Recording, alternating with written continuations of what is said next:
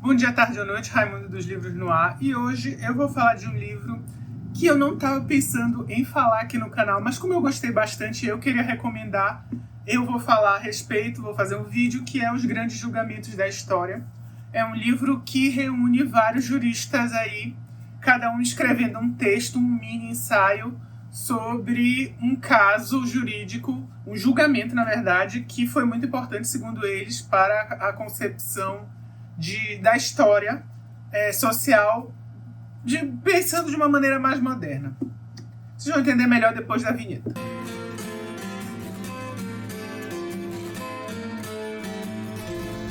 De Jesus Cristo a Tiradentes, de Nuremberg a Macambu, através de mais de 20 julgamentos diferentes, juristas brasileiros de diversas ordens, universidades e tribunais trazem ensaios sobre julgamentos que tiveram grandes impactos na história do mundo, porque eles são lembrados até hoje e como, à luz da justiça atual, estes casos seriam analisados. Bom, um dos motivos que eu não queria tanto falar sobre esse livro é porque é meio difícil você deixar claro exatamente o que você gostou e o que você não gostou, já que, como vocês podem ver aqui, todos esses são juristas que falaram a respeito.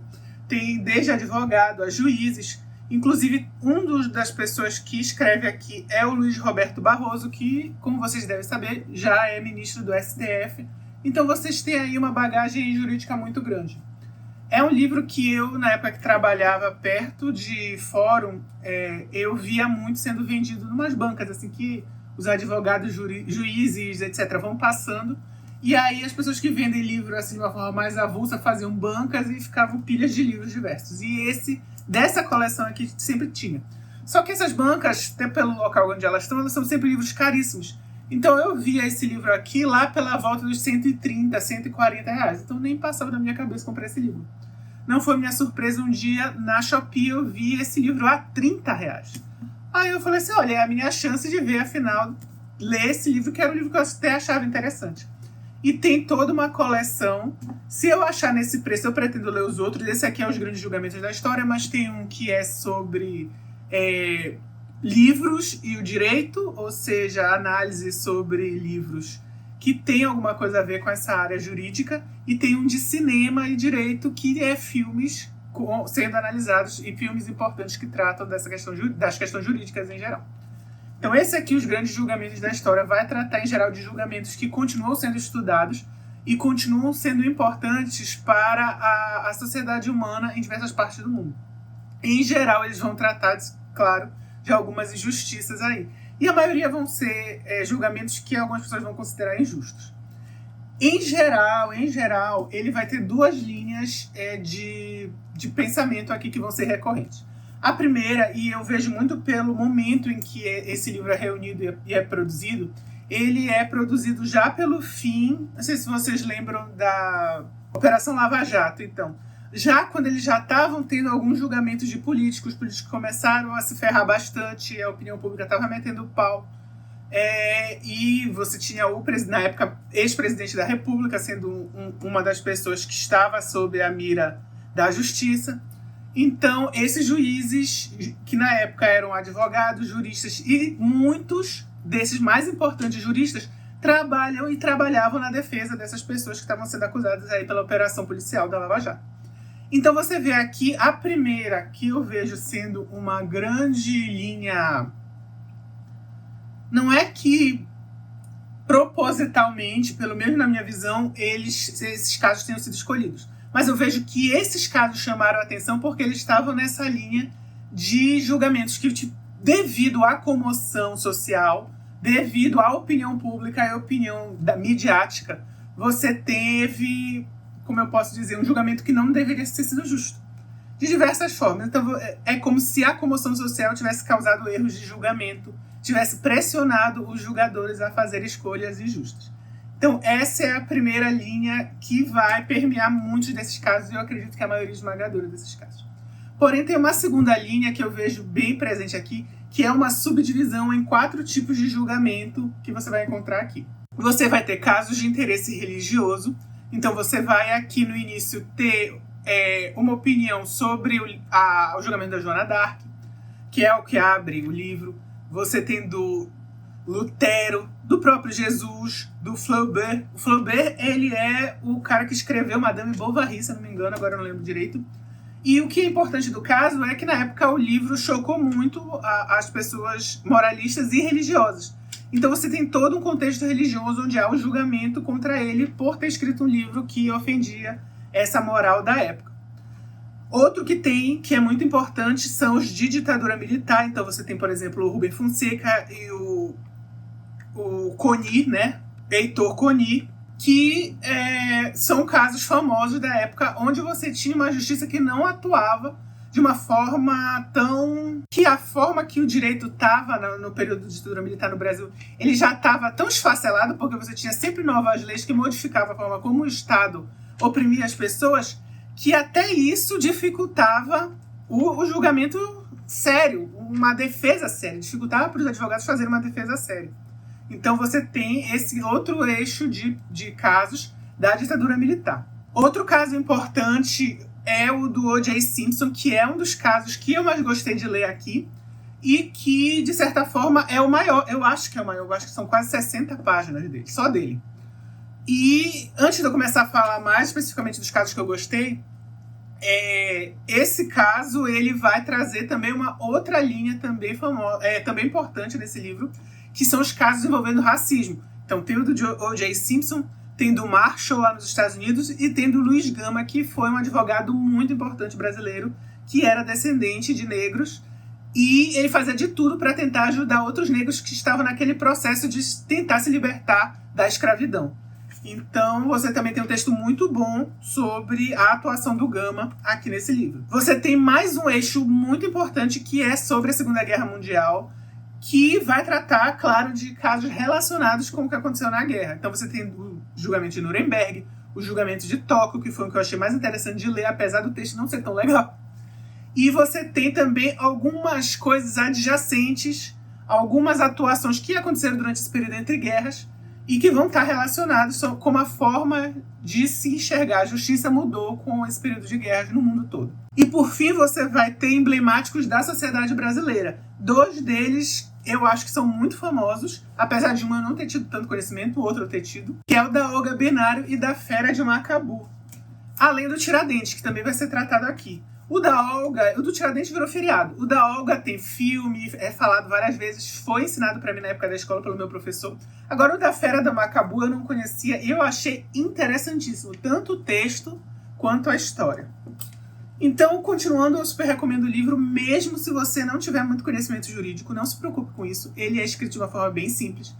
O único defeito que eu vejo em alguns desses textos é que, às vezes, o autor ele não vai ter uma preocupação se a pessoa entende inglês ou não. Isso eu achei meio trash. Então ele vai simplesmente, eu acho que no de Tóquio acontece isso, ele simplesmente pega o texto em inglês de alguma decisão, de alguma afirmação de algum envolvido e joga e não faz nenhum tipo de tradução, nem tradução livre, nem pede que faça alguma tradução editorial, nada. Ele só coloca o texto. Isso eu achei ruim. Eu entendo que quando a gente está falando de pessoas nesse nível aqui de juristas, eu acredito que a maioria esmagadora fala inglês e espanhol, ou um dos dois. Mas se você está falando da população brasileira em geral, não é tanto assim. Realmente há uma necessidade de você ter uma tradução. Então isso eu achei meio trash. Essa é a primeira crítica que eu faço. E a outra crítica que eu faço, meio que já adiantei, é que não tem uma padronização nos textos.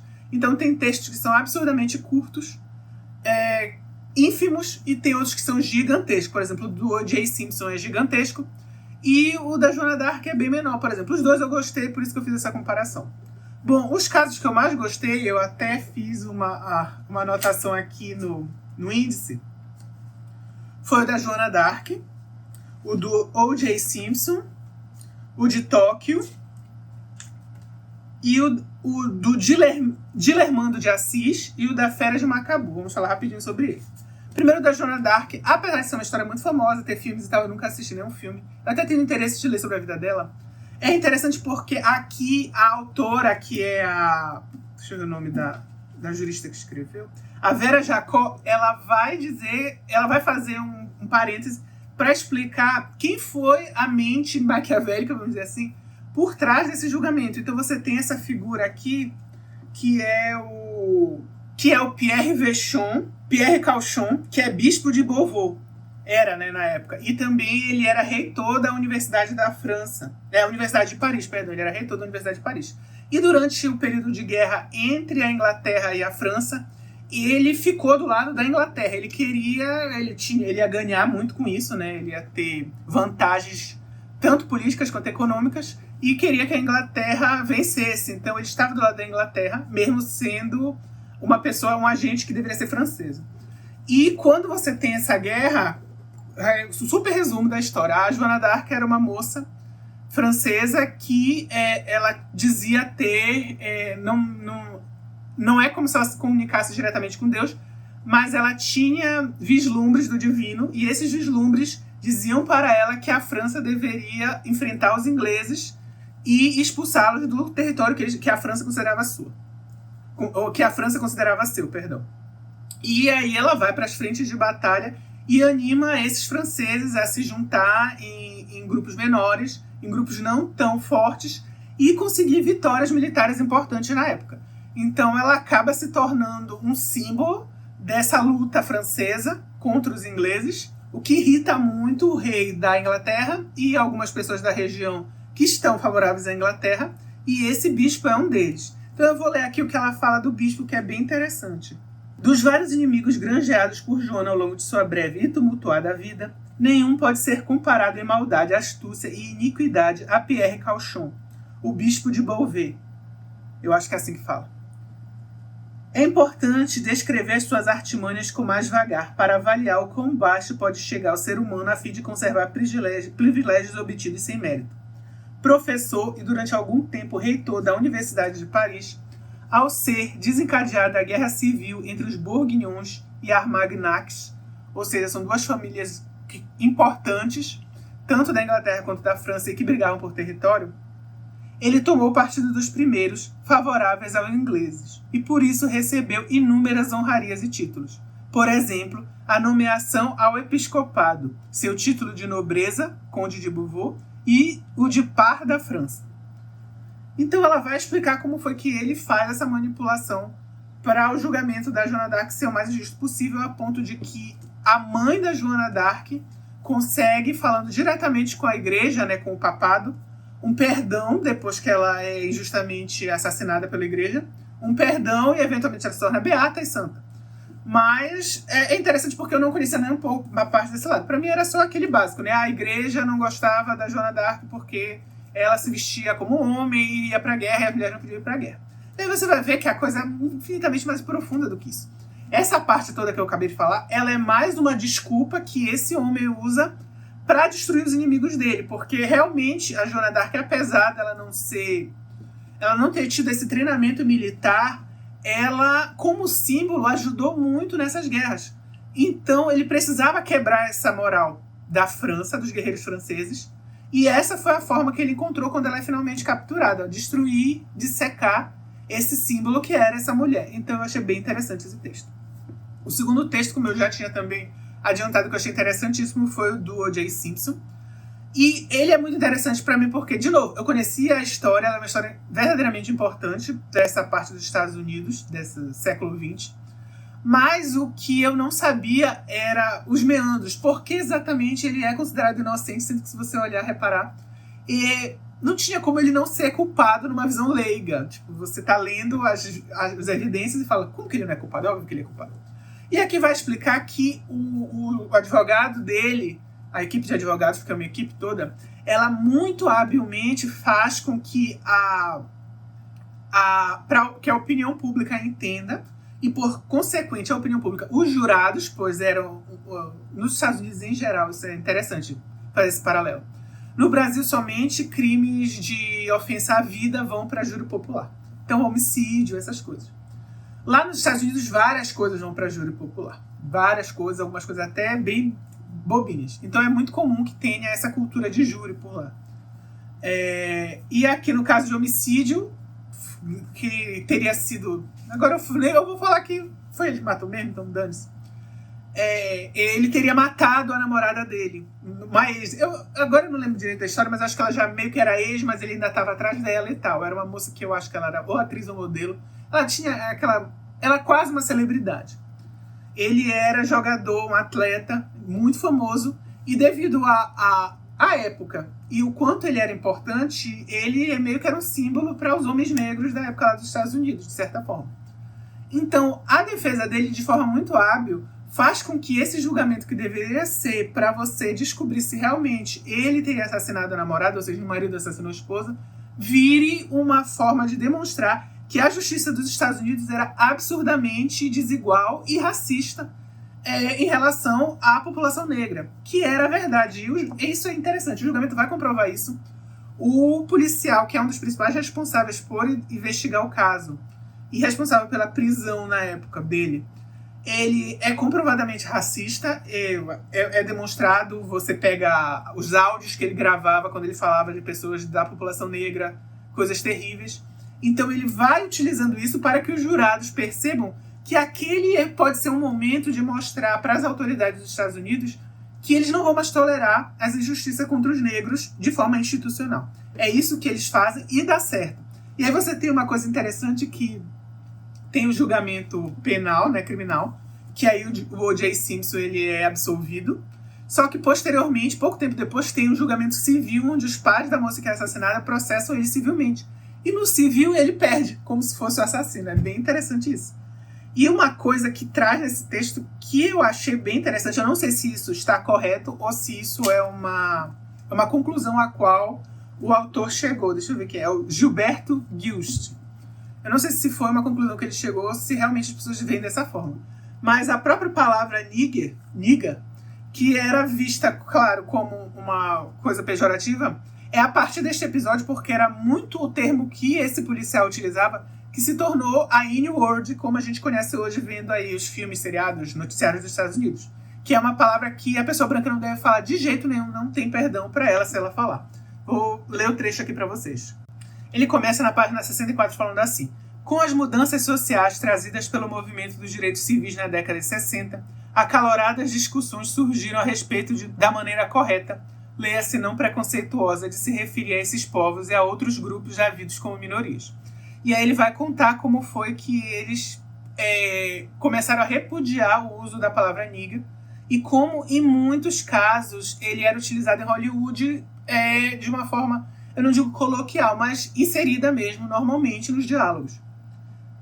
E aí eles dão um exemplo do livro O Caso dos 10 Negrinhos, The 10 Little Niggers, que aqui no Brasil já é chamado e foi modificado lá nos outros países e não sobrou nenhum.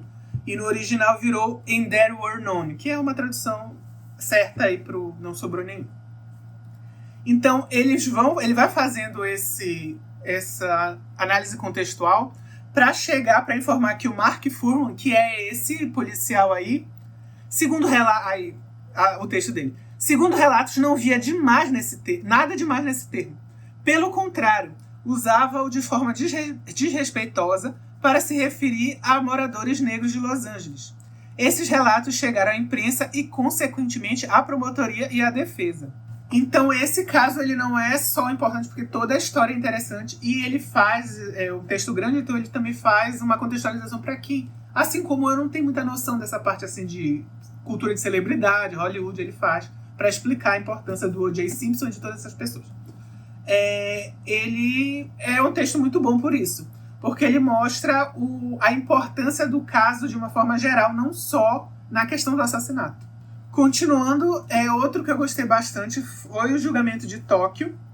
Perdão, antes do julgamento de Tóquio, eu estou seguindo aqui a ordem do índice, teve o do Dilermando de Assis. O Dilermando de Assis, ele foi um caso em que eu não conhecia essa história.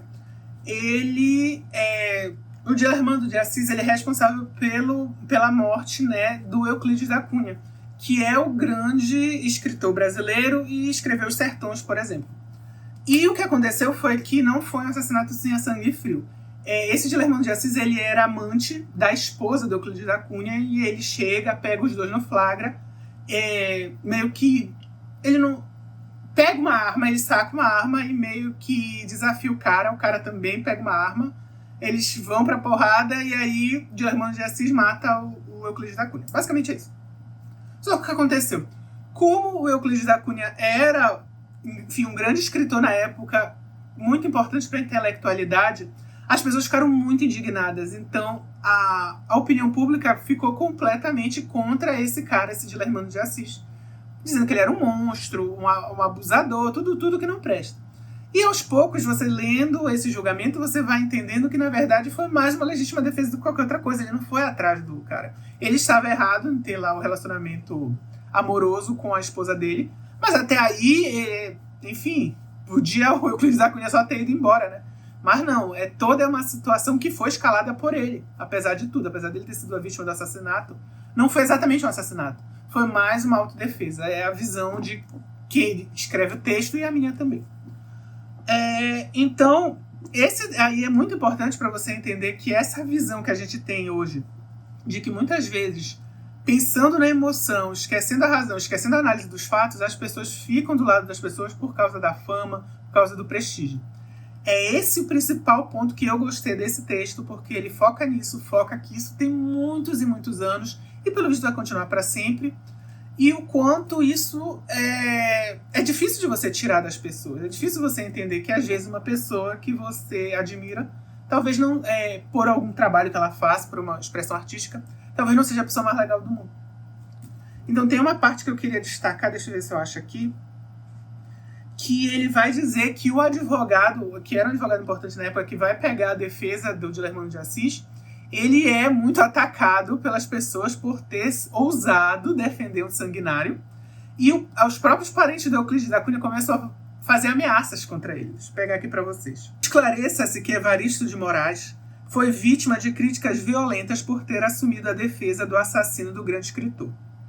Um dos parentes de Euclides chegou a ameaçá-lo, dizendo que iria à sessão do júri para mostrar de fato o que era legítima defesa. E é isso. Outra coisa interessante desse caso é que ele, dentre as muitas fontes, ele vai pegar o livro que esse próprio advogado escreveu depois sobre o caso, relatando como foi a vida dele, e o livro de uma, eu não sei se é filha ou neta, eu acho que é filha do Dilermano de Assis. Hoje em dia ela deve ter uns 90 anos, mais ou menos, que conta a história pelo lado do pai, do avô dela. Eu acho que é pai. Posso estar errado, mas eu tenho quase certeza que é pai. Então é um caso interessantíssimo aqui do Brasil. Continuando, tem o caso de Tóquio, que eu nem sabia que tinha acontecido. Aí eu li aqui e falei, nossa, eu me senti a pessoa mais burra do mundo, porque eu não sabia que tinha rolado tudo isso. E o que aconteceu foi que o Japão, ele é julgado pelas ações dele durante a Segunda Guerra Mundial pelos países aliados lá, Estados Unidos, China, acho que Rússia, que na época era a União Soviética, né? Inglaterra, Índia, tem algum grupo de países. Esses países fazem um julgamento do Japão, ou seja, das autoridades envolvidas, e com juízes destacados por cada país para ir para o Japão e fazer esse julgamento. O que é interessante desse caso para mim é que ele vai discutir uma coisa muito, parece óbvia hoje, ou parece óbvia para mim, pelo menos vendo de fora, mas que talvez passe batido. Muito do que a gente entende hoje por justiça, ela não existe desde sempre. Ela não existe porque Deus desceu necessariamente e falou pra gente fazer daquele jeito. É uma conjunção de consensos. Então, o que a gente considera crime são consensos que as pessoas vão chegando através de eleições dos seus deputados, aqui no Brasil, deputados, vereadores, que vão chegar às conclusões legislativas para transformar coisas em crimes ou em problemas aí que, mesmo que não sejam crimes, mas que não são coerentes com, vamos dizer assim, com uma ética civil. Ilegalidades. Pronto, é isso, a palavra é melhor. Então, o que é considerado ilegalidade, seja crime ou não, é fruto de uma convenção. Então, às vezes, coisas que é legal num país não é em outro. Beleza? Então, entendendo isso, quando você tem o final da Segunda Guerra e você tem todos os horrores lá nazistas, existe uma necessidade que a comunidade internacional que começa a se formar de uma forma mais solidificada para o que hoje viria a ser a ONU e tudo mais, conseguir de alguma forma punir esses países que cometeram esses horrores, essas atrocidades. Mas aqui um jurista, que era o juiz da Índia, se eu não me engano, ele vai trazer uma coisa que hoje é óbvia, pelo menos para mim mas quem chega a essas conclusões e como pode alguém ser julgado por crimes que ainda não eram considerados crimes, porque naquela época não eram considerados ilegalidades. Então a própria ideia de um país não pode atacar outro sem provocação, porque ele é criminoso de guerra. Tá, mas quem decidiu isso se antes não existia uma lei internacional? antes da Segunda Guerra Mundial, entendam isso. Não existia a lei internacional como a gente tem de hoje, não existiam as leis de direitos humanos como a gente tem de hoje. Foi tudo muito modificado. Então, o Japão ele vai ser julgado, assim como a Alemanha e tudo mais, de uma forma inédita, mas não só no ineditismo de você julgar um país inteiro por uma ação de guerra, mas por você julgar ações de guerra sendo um outro país. Porque aqui no nosso Brasil, vamos pegar sempre o Brasil como referência que é mais fácil, não é um particular que julga outro particular. É o Estado brasileiro e os particulares estão no território do Estado brasileiro. Aqui o Japão é um país, a Índia é outro país, os Estados Unidos é um país, a União Soviética é um país, e eles não tinham consenso nenhum sobre guerra antes de começar a Segunda Guerra. E aí, depois que a guerra acaba, fica aquilo, né? Os vencedores impõem aos perdedores as condições da derrota e da rendição. Então, tem justiça nisso? É isso que ele se pergunta. Apesar de tudo, e sim, o Japão cometeu várias atrocidades durante a Segunda Guerra, é isso que ele levanta aqui, que eu acho interessante, mas eu acho óbvio, mas eu acho interessante porque às vezes a gente não discute mais nem o óbvio. É como se a gente chegasse à conclusão de que a gente está morando, sei lá, aqui, eu estou morando na minha casa. É como se a gente pensasse que essa casa sempre existiu, que em algum momento não chegou alguém e construiu, que não chegou alguém e imobiliou, que não chegou porque você acorda já na casa, ela sempre existiu, e não é assim. O direito não é assim, o direito internacional não é assim. Por isso que eu gostei bastante desse. E um que me surpreendeu também, mas eu já vi que tem bastante repercussão, até pelo ineditismo do caso, teve até um episódio do Linha Direta sobre isso, é a Fera de Macabu, que foi um caso bem interessante de um dono de terra, um latifundiário da época, que ele é acusado de promover uma chacina de um cara que era trabalhava para ele. Ele trabalhava para ele e tinha brigado com ele, que era o dono da terra. E ele diz assim, ele meio que expulsa, diz assim, você tem que sair daí porque eu sou o dono e eu não gosto de trabalhar com você. E aí, durante essa briga deles, a família toda do cara é encontrada morta. A polícia vai atrás, prende os responsáveis, e os responsáveis são pessoas que trabalhavam, que eram escravos, no latifúndio desse cara, e acusam ele de dizer, olha, não, o nosso chefe, né, que mandou, o chefe do latifúndio que mandou. E aqui, lendo o julgamento e o texto deixa eu ver quem é o autor, do José Gabriel de Assis, ele vai mostrar que, na verdade, não foi ele. Foi uma grande tramóia que outros latifundiários e pessoas importantes da época que não gostavam dele fizeram para parecer que ele era o responsável. Então, é bem interessante você ler por conta própria. Tem, como eu posso dizer, umas narrativas bem impactantes, principalmente porque você tem os registros das pessoas que fizeram a testemunha. Então, você tem os escravos, etc. Um dos contextos desse texto é que, nessa época do Brasil, nessa região, principalmente sul-sudeste, você já tinha muitas pessoas que vinham de outros países, mas que não eram escravizadas, elas eram colono. Então, o que ele vai dizer aqui no texto é que você tinha muita dificuldade em fazer os dois sistemas funcionarem juntos, porque ainda existia escravidão no Brasil e já tinha esse sistema de colonos. Os colonos eram pessoas que vinham de outros países e se instalavam aqui. Então, se você entende um pouco da imigração italiana, por exemplo, é basicamente esse sistema. E aí você tinha essas rusgas, porque você tinha os colonos que eles, apesar de trabalharem muito, eles tinham muito, óbvio, mais direitos que os escravos, e ao mesmo tempo eles tinham regalias em relação aos escravos, claro. Então você tinha já uma situação insustentável nessas províncias. E você tinha essa briga aí entre os poderosos da época. Então, através segundo o texto, né, de cooptar esses escravos do... Como é o nome? Da Fera de Macabu, como é o nome dele? Manuel da Mota Coqueiro. Então, esse Manuel da Mota Coqueiro, que era um grande dono de terras lá, os escravos que trabalhavam para ele foram cooptados para matar essa família e botar a culpa nele. Então ele é condenado à morte e tudo mais. É um caso interessante para você estudar quando você fala de pena de morte no Brasil também. E ele é um dos textos que vai trazer aquele fio condutor que eu falei no início, da opinião pública. Porque o que aconteceu? Devido ao caso, é uma chacina, né? Encontrar os corpos de pessoas, mulheres, crianças, tudo assassinado de forma terrível. a opinião pública cai matando através da atuação da imprensa em cima do principal culpado, que é esse cara que tinha acabado de brigar com o Colono, com a família do Colonna que era assassinado. Então eu vou até citar aqui o trecho que ele fala disso. Por outro lado, é de se destacar no caso Manuel da Mota Coqueiro o papel da atualmente denominada opinião popular.